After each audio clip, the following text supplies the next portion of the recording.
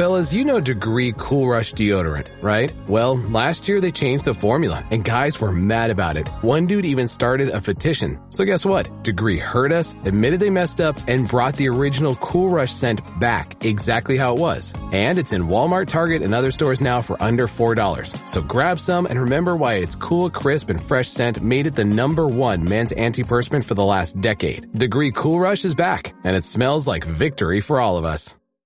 This is Let the Record Show, using common sense. Now, here are your hosts, Judge Richard Weinberg and Chairman Jesse Garcia.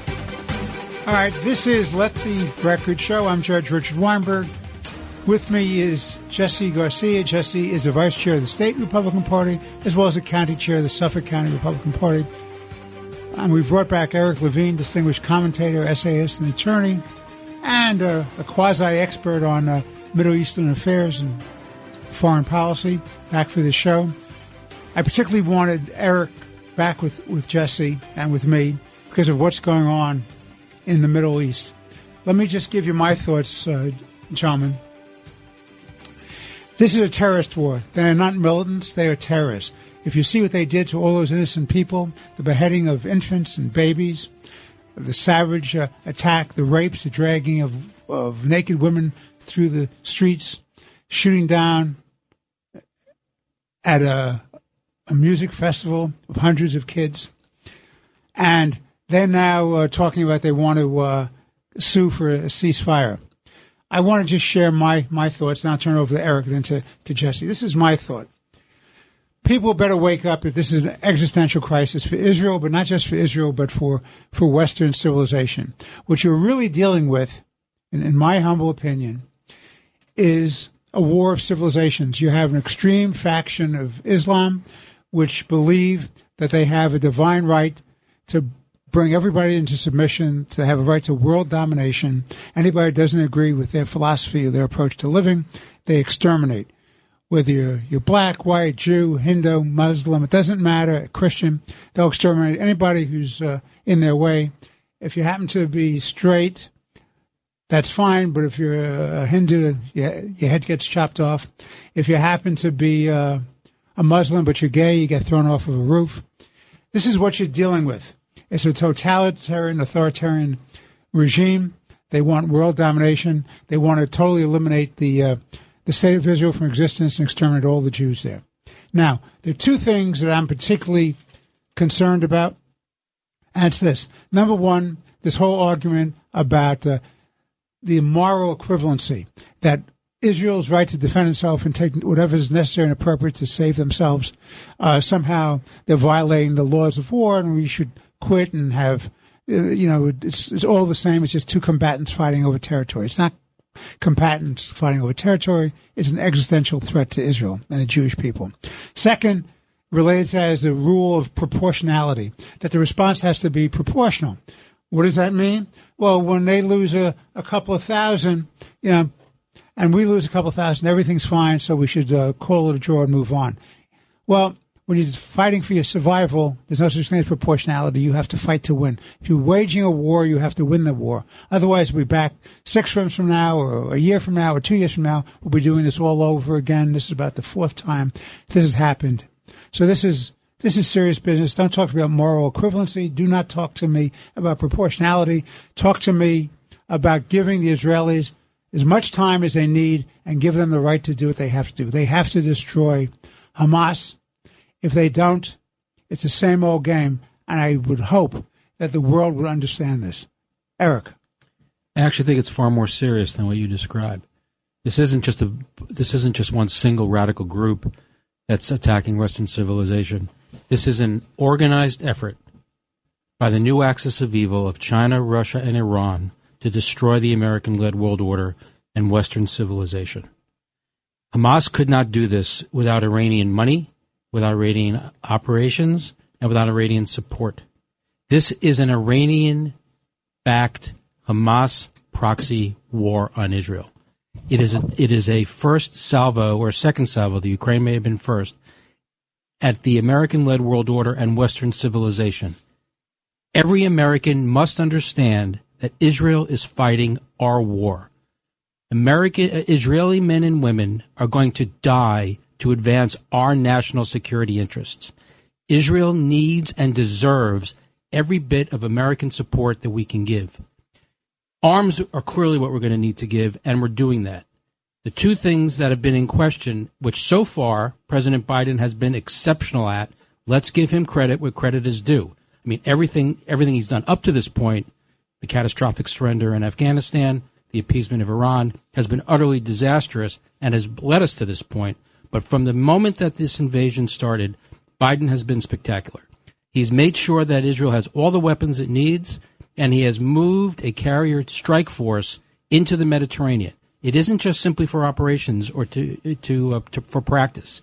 It is a message to Hezbollah in Lebanon, who is another Iranian proxy, and a message to Iran that if you enter this war, American assets will be used. I mean, let's hope. I mean, remember what Biden's speech ended on at his his speech ended on the other night, when talking about whether or not countries and other non-national actors were thinking about getting into the war. His answer was, don't. If Hezbollah or Iran moves against Israel, the United States will use military assets. I hope we will use military assets to defend Israel. The other thing that's going to start coming, Richard, you made the exact right point. The mutilation of babies, the mutilation and parading of dead women and their bodies, and the kidnapping of grandmothers and children is not something humans do. These are savages. These are animals. These are Nazis. That is who the Israelis are fighting. Remember where the IDF stands. The IDF, the Israeli Defense Forces, stands between the enemy and civilians. Where does Hamas stand? Hamas stands behind civilians. They want to ensure that as many civilians die so that they have pictures for a propaganda war that's about to be begun by the Nazi regime in Iran and the Nazi Hamas propaganda machine in Gaza, that the media will willingly start to show to say that the Israelis must stop. Hamas places its military assets in schools, in hospitals, in apartment buildings. They move militia with ambulances and school buses. They want to make sure as many civilians die as possible. So we have to wake up to the fact that there's going to be a propaganda war that's going to be waged in order to get the Israelis to stop. Richard, you're 100% right. They cannot. And to the issue of proportionality, let me add this. 1,000 Israelis are dead. That is the equivalent of 36,000 Americans. Over 2,000 Israelis are dead and wounded. That's the equivalent of approximately 75,000 Americans dead and wounded. 150 Israelis have been taken hostage. That's the equivalent of 5,500 Americans being held hostage. I ask our audience, what is the proportional response to that? There can only be one proportional response, and that is the complete and utter evisceration of Hamas. There can be no peace as long as Hamas exists. The Palestinians will cheer because they will be liberated. Our Gulf Arab allies and Egypt will cheer because they will no longer see the threat from the Muslim Brotherhood. And let's keep in mind what Hamas is. It is a direct descendant of the Muslim Brotherhood, just like Al-Qaeda and ISIS. The Muslim Brotherhood is a Nazi organization. It has its ideological roots in National Socialist movements. It was founded in Egypt in the 1920s, and national movements in the Arab world it was very common that they would use the National Socialist movement, the Nazi movement, as their political ideology. And then you have the overlay of Sharia law. These are some pretty awful people. So spare me proportionality. Proportionality is an ideology that's been adopted to restrain the West from defeating evil. It is an immoral philosophy because it prevents the destruction of evil. It allows evil to advance. We must discard it. We must not worry about it. There is only one solution to this, and that is a complete victory by the Israelis. And I will say it again. They are fighting our war. But I will also say this. If we want to have peace in the region, the timing of this is not by accident. The announcing by MBS and Netanyahu, MBS the de facto leader of Saudi Arabia, that they were close to normalizing relations was the triggering factor of the timing of this. They want to make sure that Saudi Arabia never makes peace with Israel. If Israel does not utterly eviscerate Hamas, the Israeli-Saudi normalization will be nothing more than a pipe dream. The Arabs are rooting for an Israeli victory. The Israelis are rooting for an American victory.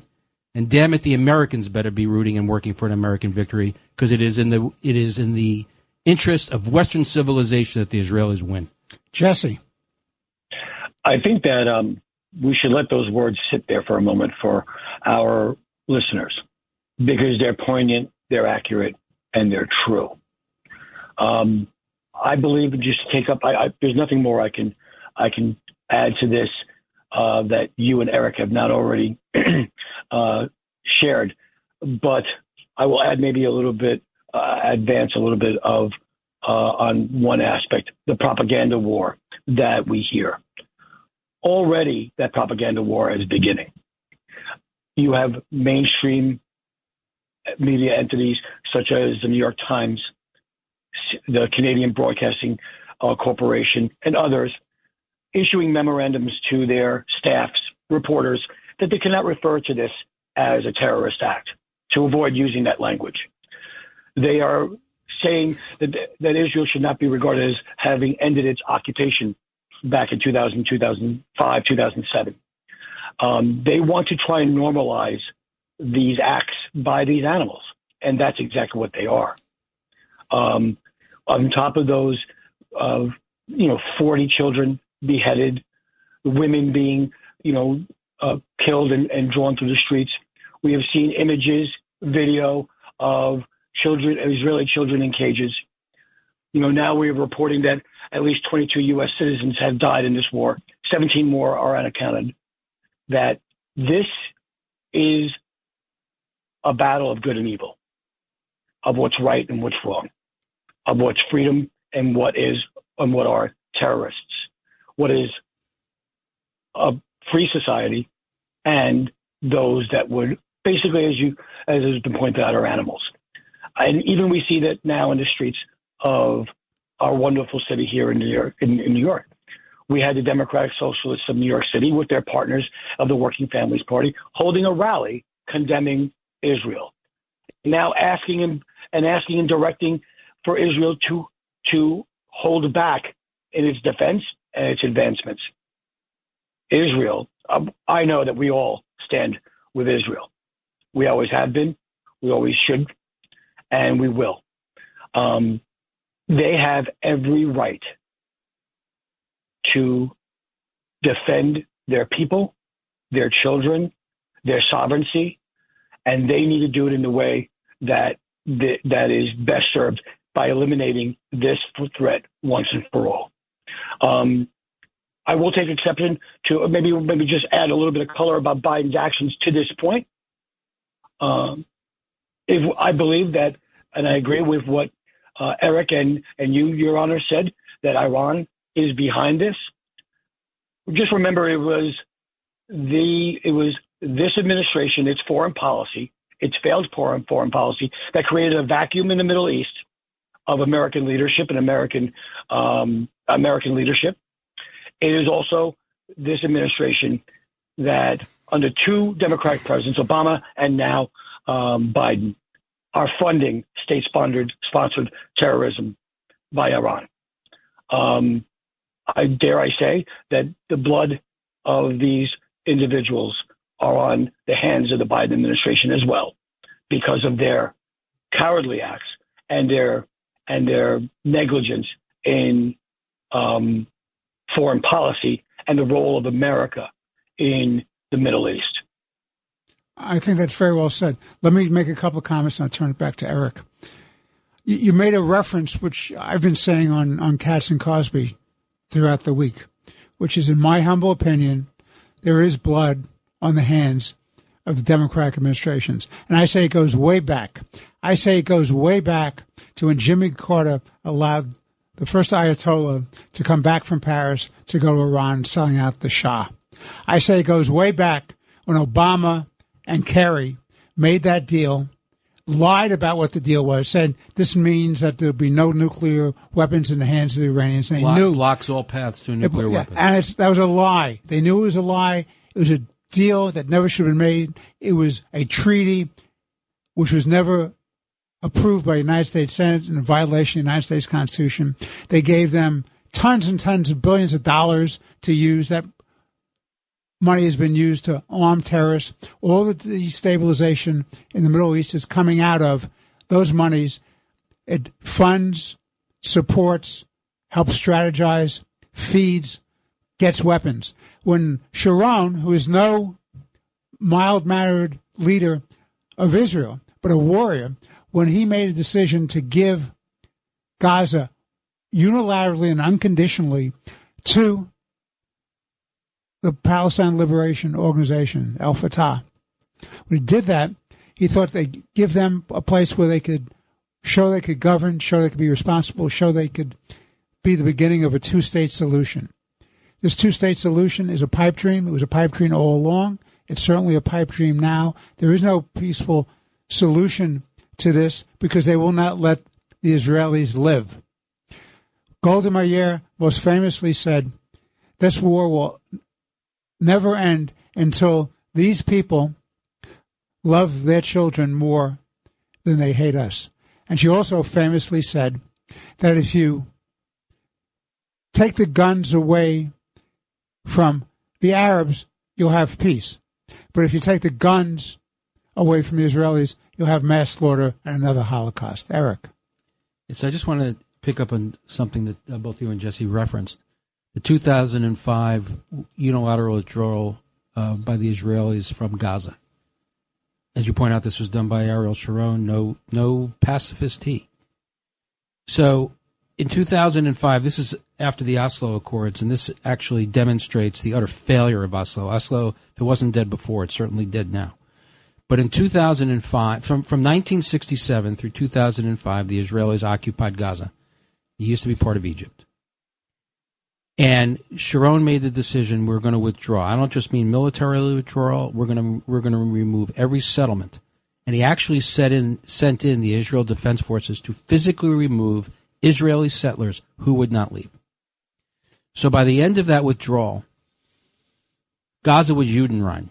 There was not a single Jew in Gaza. The Palestinians had a state. What did they do? Mahmoud Abbas held an election, and Hamas won.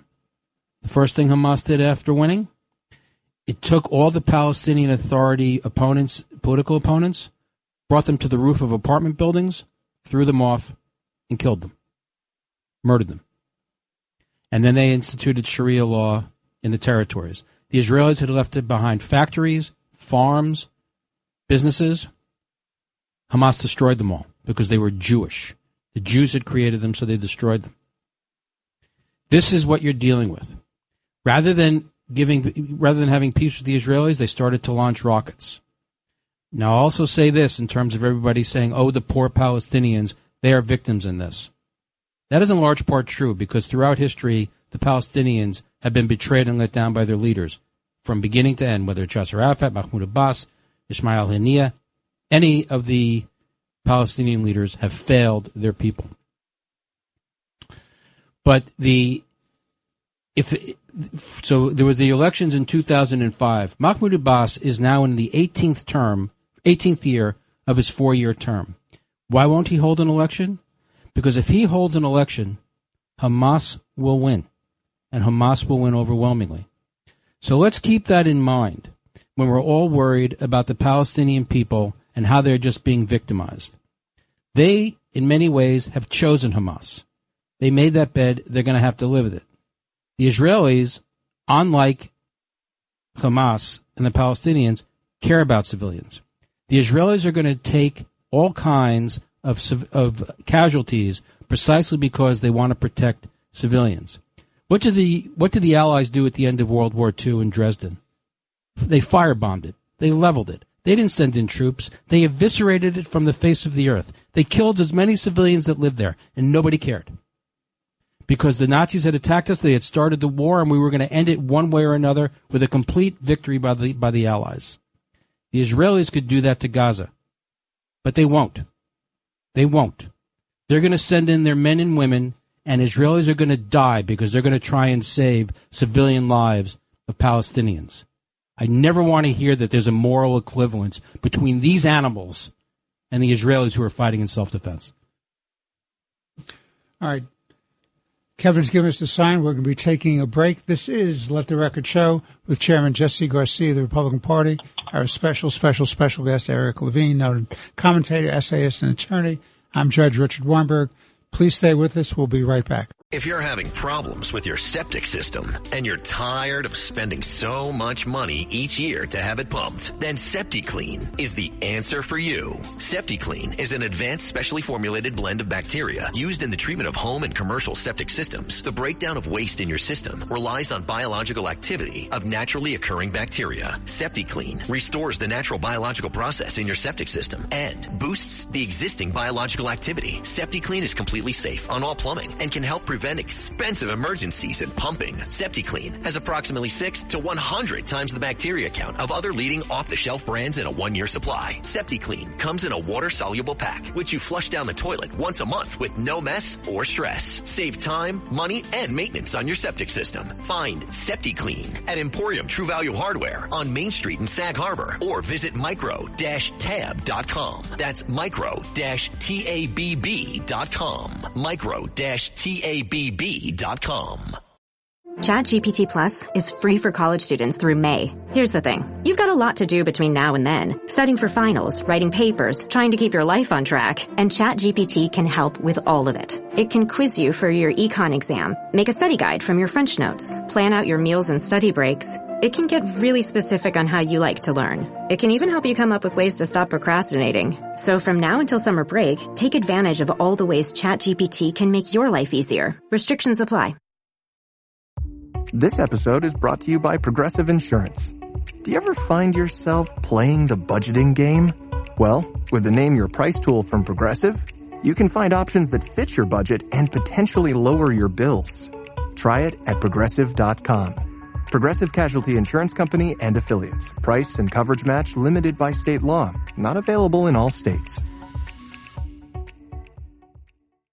This is Let the Record Show, using common sense. Now, here are your hosts, Judge Richard Weinberg and Chairman Jesse Garcia. Welcome back to Let the Record Show with Chairman Jesse Garcia of the Republican Party, Eric Levine, noted essayist, commentator, and attorney. I'm Judge Richard Weinberg.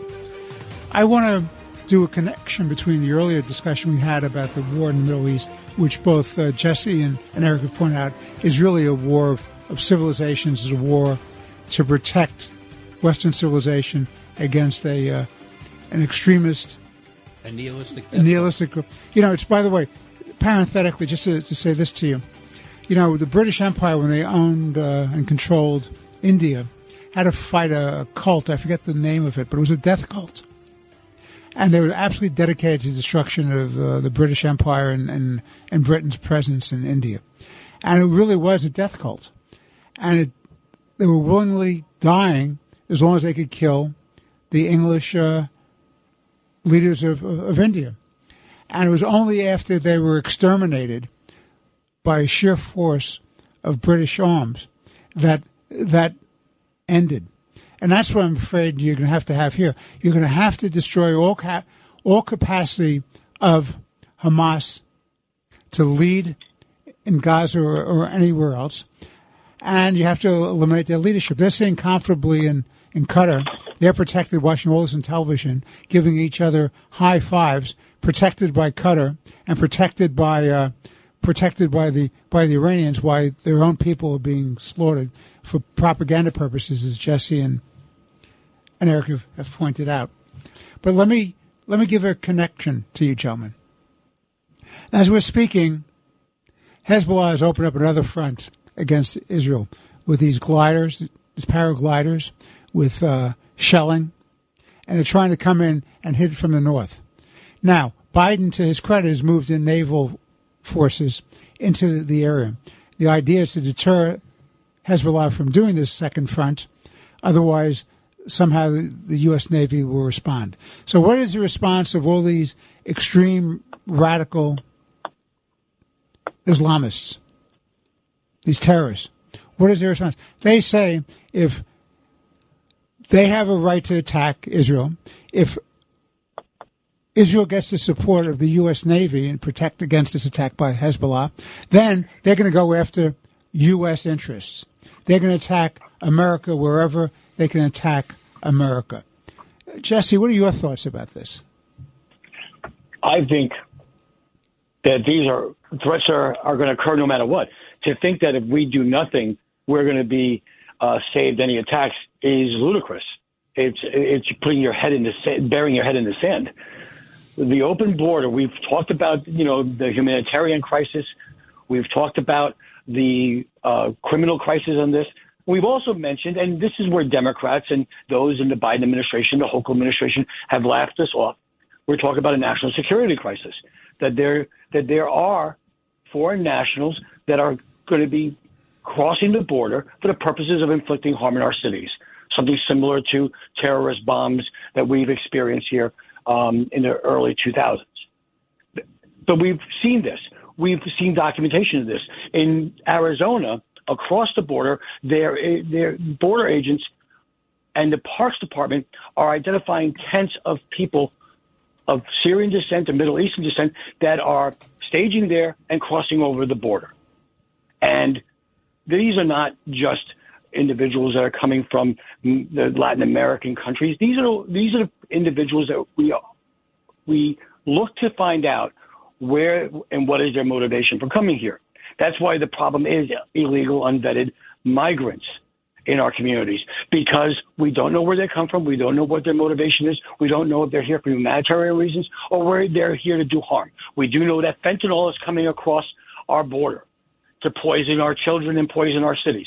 We do know that even more different drugs are crossing from the cartels, are crossing our borders to, again, profiteer off the death of our children and our families, over those especially with addictions. And there are those that are committing crimes. They're criminals in their Latin American countries that are coming here, and they're being harbored in sanctuary cities.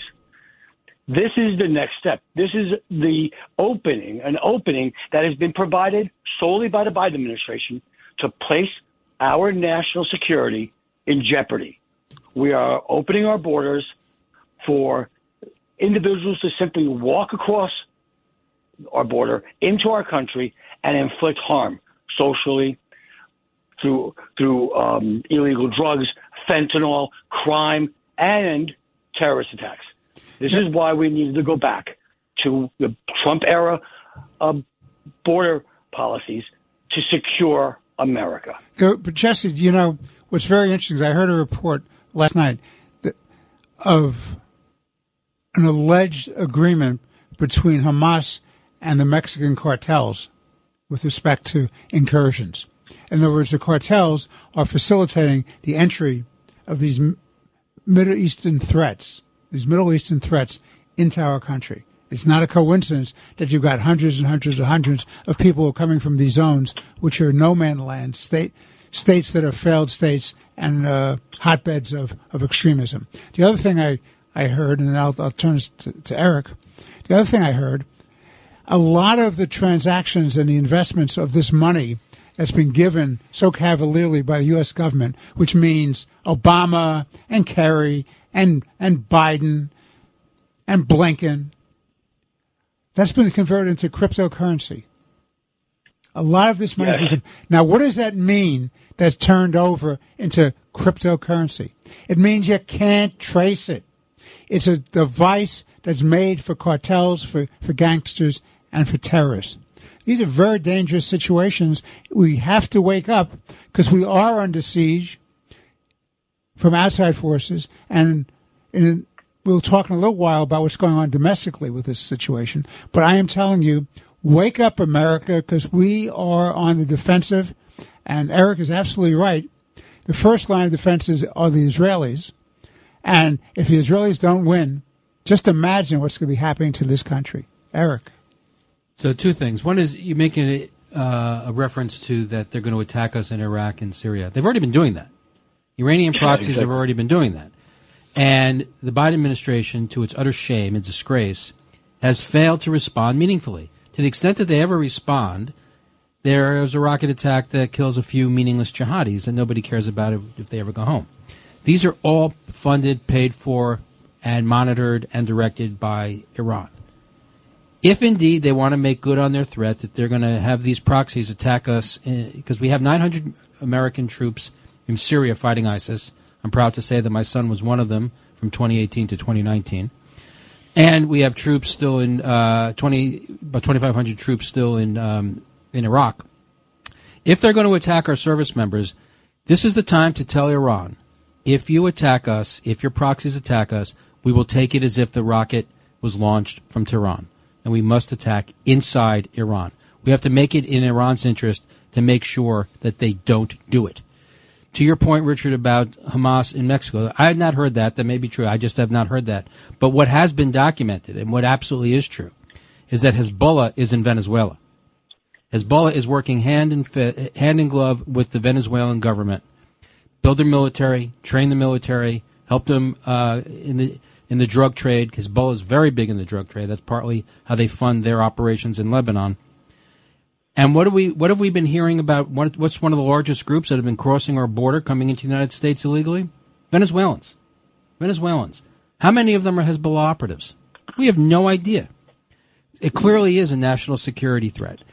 But the bottom line is we're going to have to start making the countries that control these operations, Iran, China, Russia, we're going to have to make them pay a price for doing this. And unless it is in their interest to stop it, they won't. Jesse, final thoughts in this segment. Final thoughts on this segment are, I just want to be specific. News reports have identified that large numbers of illegals from Syria are entering through Lukeville, Arizona. And that has put the Border Patrol and the Parks Department have put everyone on notice of these tent cities and how they stage on the Mexican side, and then they cross over to the border into that area. And that is a direct connection, in my estimation.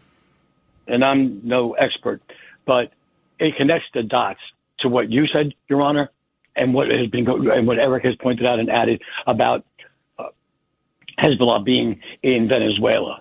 There is a concerted effort and a collaborated effort to have these terrorists enter our borders that have not been secured and have literally been abandoned, to our dismay and soon to be of our despair if we don't wake up.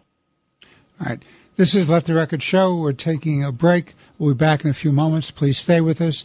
This is Judge Richard Weinberg with Chairman Garcia of the Republican Party and Eric Levine, noted essayist, commentator, and attorney. We'll be right back. Thank you. This is Let the Record Show. Now, here are your hosts, Judge Richard Weinberg and Suffolk County Republican Committee Chairman Jesse Garcia. Welcome back to Let the Record Show. This is Judge Richard Weinberg with Chairman Jesse Garcia of the Republican Party and Eric Levine, noted commentator, essayist, and attorney. I want to focus on a different aspect of this, and this is what I'm concerned about, gentlemen. There seems to be a lot of domestic support in the United States for Hamas, notwithstanding the fact that Hamas is engaged in this terrorism and this depravity, the killing of innocents, and they're trying to lay the blame on Israel, the victim. And you have domestic support in universities and colleges and law schools from faculty members. You have thousands of people demonstrating in front of the Opera House in Sydney, Australia, in support of Hamas. Things are going on that way in Europe. They were chanting, "Gas the Jews." Gas the Jews. I mean, I'm just flabbergasted that any person of any decency, any humanity, would say that. Jesse, what are your thoughts on this? This is abhorrent, in my estimation, that on, I believe it was Sunday, the New York City DSA, Democratic Socialists of America, held a rally that they say it was attended by 1,000 individuals. And to be honest with you, it was good to see some of the leading Democrats in the state denounce this, but they were slow to denounce this. And how anybody from any part of the political spectrum does not denounce this. It's absolutely wrong. I do believe that this is also part of the brainwashing of some of our youth and the media manipulation, which I spoke about a little bit earlier in a couple of segments ago. You know, when you have the mainstream media coloring the way you report the news, not just bending it, but now outright telling its reporters how they are to report the facts, that's a problem. And that's part of the brainwashing of our society. This is nothing more than a terrorist attack. Everyone sees it. It is what it is. It was a sneak attack on civilians. That's what Hamas is perpetrating. They're not an army. They're not an army. They're terrorists. They're not an army. Exactly. Yet, New York Times, Washington Post, the Canadian Broadcasting Corporations, and others are giving their reporters and their on-air talent, along with their producers, the guidelines in which they should report this. Does that mean that we shouldn't be airing the atrocities of these that are going on in the Middle East? Do we not have to see that, you know, maybe this is the good part of social media, that when the mainstream media prevents, you know, the listener and the viewer from seeing what is actually going on, that there are other outlets for people to get the news. The scene, unbelievable, the beheading of 40 children, the women being dragged in the streets, Israeli children in cages, the way these animals are conducting this battle, this war on society, on freedom, on liberties, on peace. Thankfully, there is an outlet for that. But it's wrong that there is not one unified denunciation of Hamas from all political parties and all Americans in here to see what's going on here. I give credit to the Israelis, at least when they are challenged, when their very existence is challenged. What happens? They bring a unified government together as a war council. It's Netanyahu and his political adversaries coming together to form a war cabinet to defend their sovereignty and their way of life. Unfortunately, you have individuals like the members of the Squad, the 4 members of the Democratic Socialists of America, AOC being one of them, that has yet to condemn what the Hamas has done. No, I think AOC did. Yeah, she finally got around to it. Of course, you got to get to root causes, but yeah, she finally got around to it. Yeah, let me just say, as a Democrat in this conversation, I think it's about time. Then I'll turn it over to Eric. In my humble opinion, and I mean my not so humble opinion, if you are a Democratic Socialist, you are not a Democrat. You should not be part of the Democratic Party. You want to run as a Democratic Socialist so people know what you really stand for? Run as a Democratic Socialist. Do not run as a Democrat. You should not be part of the Democratic Party. The Democratic Party should create rules that ban these people from being registered Democrats. They did that with Bernie Sanders because Hillary Clinton didn't want to offend that wing of the party because she wanted the presidency so badly. Bernie Sanders had no right running against Hillary Clinton as a Democrat. If he wanted to run against her as an independent, as a Democratic Socialist, that's swell with me. He has every right to run, but not as a Democrat. And the Democratic Party should not have given him a home. And the Democratic Party should not give AOC and her gang of morons, these anti-Semitic, racist morons known as the Squad, giving them a home as well. They should not be part of the Democratic Party. Eric. Well, first, I got bad news for you. The agenda that the Democratic Party has been implementing since the day that Joe Biden became president is Bernie Sanders' agenda. That's part of what got us here. So I'm not sure, is it the Democrats who are socialists or the socialists who are hiding as Democrats? I'm not sure which is which. The other point I would make is this thing about anti-Semitism. Joe Biden claims that he was so motivated to run because of Donald Trump's behavior in Charlottesville. Now, I encourage people to watch the entire tape of Donald Trump's statement. Again, I am no supporter of Donald Trump. Anyone knows that. But I encourage everyone to watch the entire tape of Donald Trump's statements regarding Charlottesville. They clearly have been taken out of context. But let's assume they were exactly as Joe Biden portrays them. And he was offended by the fact that Donald Trump would not condemn racism. Where's he been in condemning the AOC and the Squad and the Democratic Socialists? He's silent. Absolutely silent. So spare me that.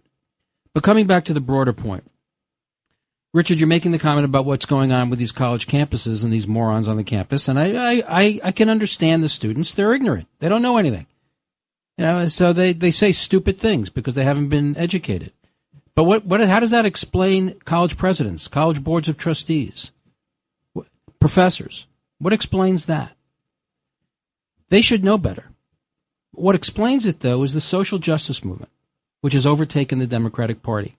This idea that everything is viewed through the lens of race and gender. In this case, it's through the lens of race. Whites are oppressors. People of color are oppressed, and the people who are oppressed have a right to seek revenge on the oppressors by any means necessary. By any means necessary, including beheading children. So in this circumstance, Jews are always whites. Jews are always put into the categories of whites. And the anti-Semitism, the anti-Zionism we see is merely the internationalization of the social justice movement. Israel is portrayed as a colonial apartheid power. Now, of course, Israel can't be a colonial power because what's the colonial country? Who's the mother country? Poland? Nazi Germany? There is no mother country. Jews have been on this land for thousands of years. That's nonsense. Apartheid? Not apartheid. Apartheid is a political system that denies certain groups in South Africa, would not allow blacks to own property, run businesses, be part of the political process. In Israel, not only do Arabs have a right to own land and go to school and own businesses, they sit on the judiciary. They're judges. They were in the last coalition before Bibi became prime minister again. They actually serve in the Knesset and were in the last governing coalition. So, and then of course, so Israel is portrayed as this white colonial apartheid occupying power and who oppresses their people of color, and that's the Palestinians in the eyes of the social justice movement. And that is at the heart, I think, that explains in large part the garbage, the anti-intellectual crap that we hear in these universities, these alleged places of higher learning, which have become places of indoctrination instead of education. The social justice movement is evil. And it needs to be expunged from our schools. And it has no place in our businesses. It is unconstitutional. It is un-American. And we should point out what it is. But this is coming, but this is what we're seeing with this reaction to what Israel's doing and the attack. When you have the chairman or the president of the NYU Student Bar Association saying that these attacks are justified and that she supports them because how else can you bring about decolonialization? That's insanity. That's absolute insanity. But it's tolerated. Any Jew or any other person who said, I think the Black Lives Movement is a little too extreme, they'd be expelled. Oh, by the way, that's it. Jesse, you remember we've had many conversations about how this government under Biden, this Justice Department under Garland, have totally ignored all the violence of Antifa and Black Lives Matter. And we've also talked about how all these corporations, Jesse, have given hundreds of millions of dollars to Black Lives Matter. And who's endorsed Hamas? But Black Lives Matter. Of course, because it is a Marxist, if you look at their ideology, it is a Marxist organization that calls for the violent overthrow of the United States government. It calls for retaliation against oppressive whites. And these are the people to who we're bowing a knee. It's crazy. But when it's really taking root in our universities, and when university presidents and boards of trustees are spineless, immoral, self-important morons, this is what we get. Jesse, final thoughts for this segment. That is, I think everything that was said could be said on this. And I think we ended up with the right word, moron. It's moronic. It's moronic that our college presidents and boards of trustees, our professors are indoctrinating our children instead of educating them. It's a battle that we have going on multiple fronts regarding whether it's academia, in our high schools, and even our middle schools. It's a bigger problem than we know. And that's why I guess if we're parents and we have a problem with our school board, we're going to be declared domestic terrorists by Biden's Department of Justice. America's got to get, American people, and I do think there's a silent majority out there that sees and understands what's going on. I think that now silence is not the answer. It is us raising in one voice that we are together in denouncing all of these policies, these statements, and these abhorrent acts. All that requires for evil to succeed is for good people to remain silent. Exactly right. Absolutely. The silence screams out. It truly screams out. Let's take a break, and we'll be back in a few moments for the final segment of this week's Let the Record Show with Chairman Jesse Garcia of the Republican Party, esteemed attorney, commentator, and essayist Eric Levine. I'm Judge Richard Weinberg. Please stay with us. This is Let the Record Show.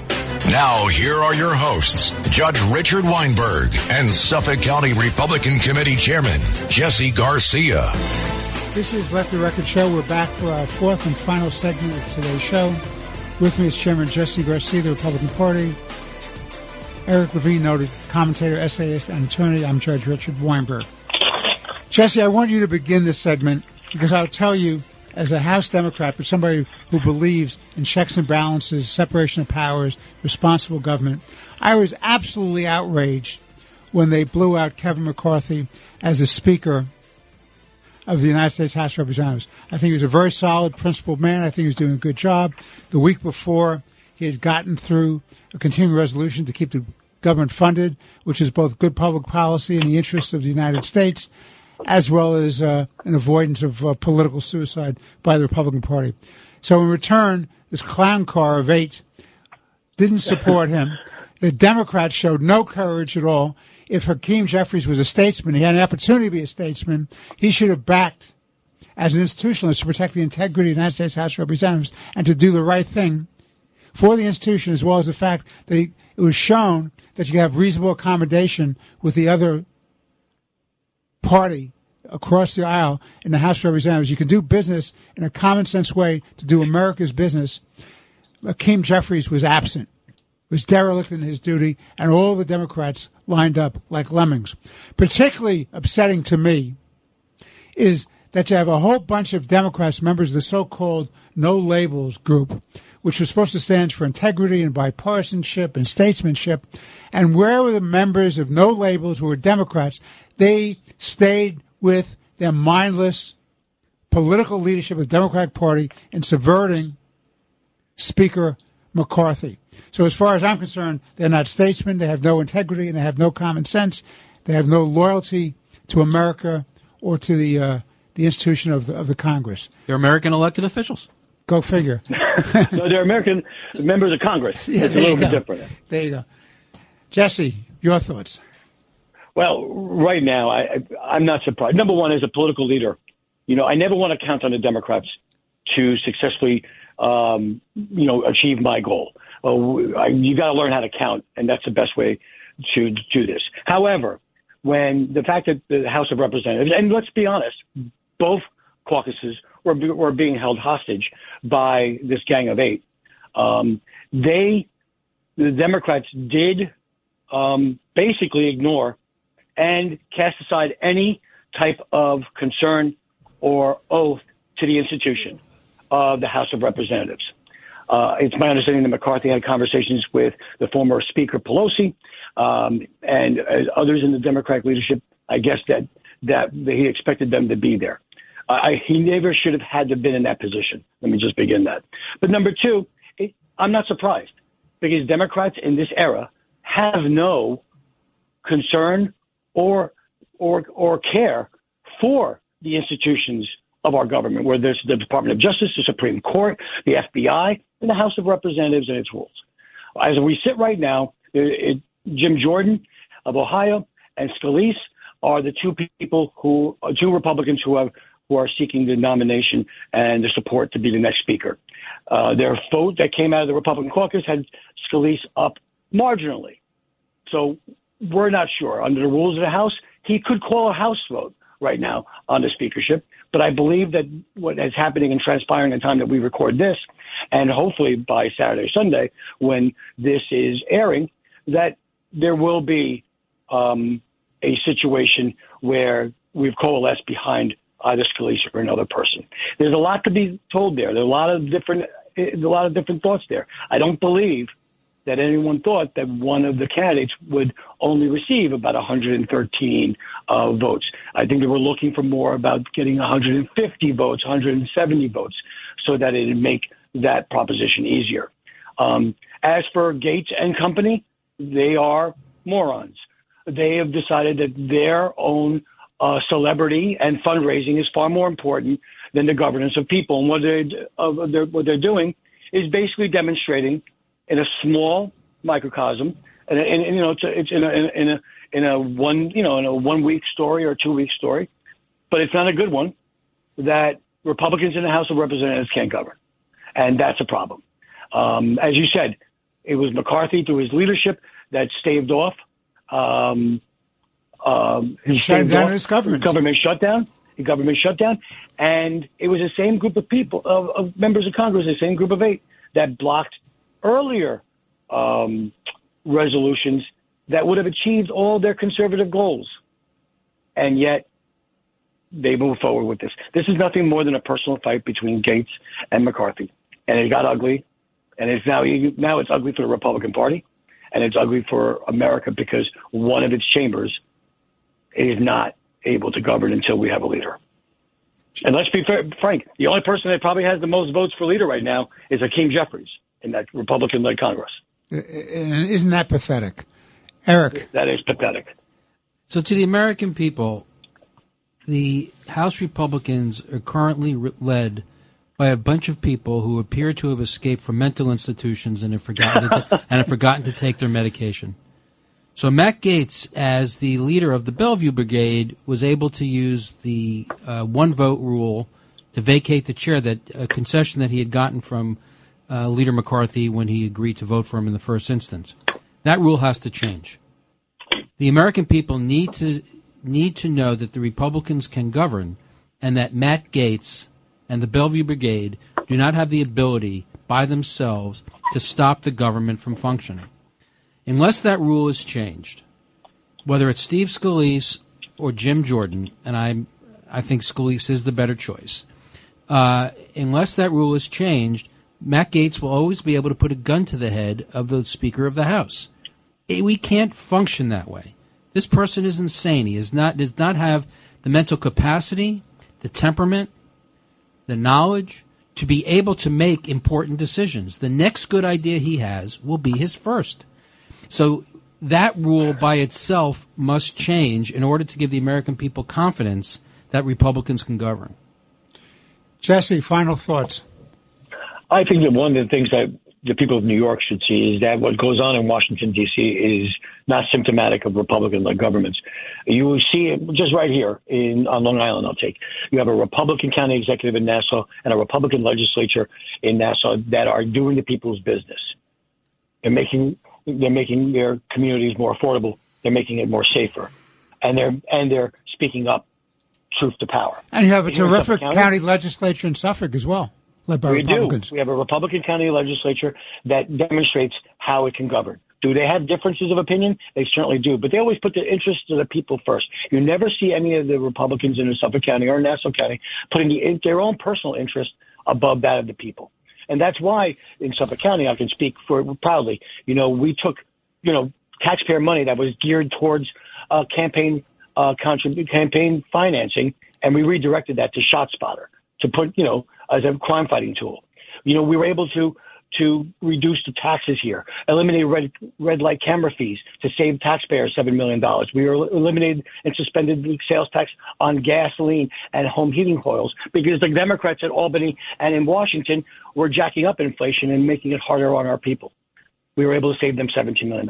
So we have a clear demonstration here on Long Island of how Republican governance is successful and effective for the people that it represents. And I have to say, to their credit, you have 3 outstanding Republican members of yes, Congress. You have Garbarino, you have Lota, and you have D'Esposito, who all have been very responsible in this fight against these crazy eights, this ruthless, opportunist, moronic eight, who've totally destroyed the ability of Congress to function. And of all times, remember what this show has been about for the most part today. We've been talking about the threats to the United States of America and to world peace and to Western civilization. And they don't have a speaker, so they can't get legislation through the United States House of Representatives. Is that dangerous or what? It's insane is what it is. And something has to be done about this. This gang of eight has to be marginalized. They have to be put down. Now, I'll end this with as follows. And Eric is exactly right, and you've said it before, Jesse. There's one person can bring up a motion to vacate the chair. It's a bad rule. It's not a bad rule just for McCarthy and the Republicans. It's a bad rule for the institution of the House of Representatives. Because I got to tell you something.